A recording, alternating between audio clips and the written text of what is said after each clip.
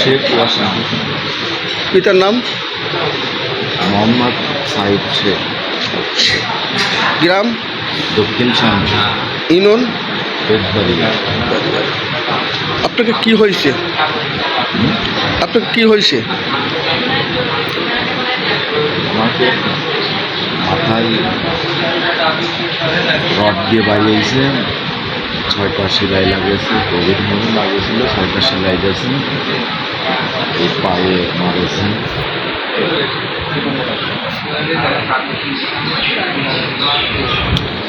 পিছিয়ে মারেছে।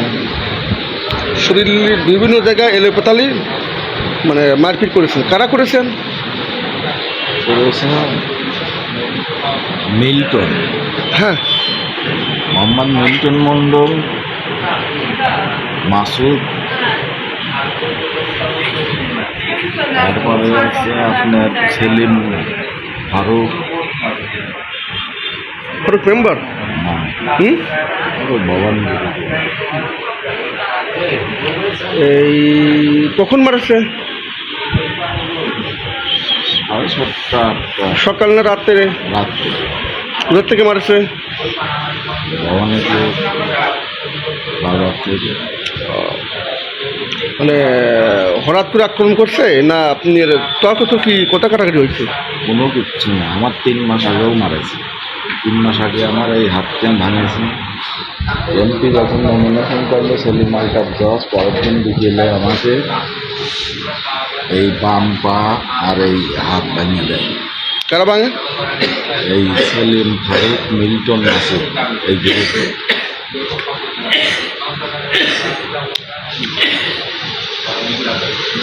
আপনি কি থানায় অভিযোগ করছেন? থানায় অভিযোগ হয়নি? হয়েছে। মামলা প্রক্রিয়াধীন আছে। আপনি কি চাচ্ছেন এখন? মামলা করবেন না আপনি আপোষ মীমাংসা করবেন? মামলা। এই মারামারি কেন্দ্র করে কি পরবর্তী আজকে মারামারি হয়েছে? আমার এই রকম এই 2-3 বার মারল। গত রাত্রে মারামারি সহিংসতার কারণে কি আজকে ওই মহিলা মেম্বার বাড়িতে মারপিট ভাঙচুর করছে? মহিলা মেম্বারের বাড়িতেই ভাঙচুর করিনি, মহিলা মেম্বাররাই করে।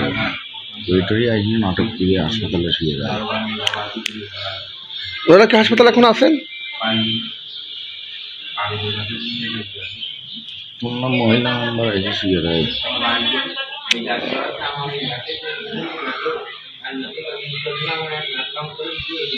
আপনি বুকেও কি আঘাত লাগেছে?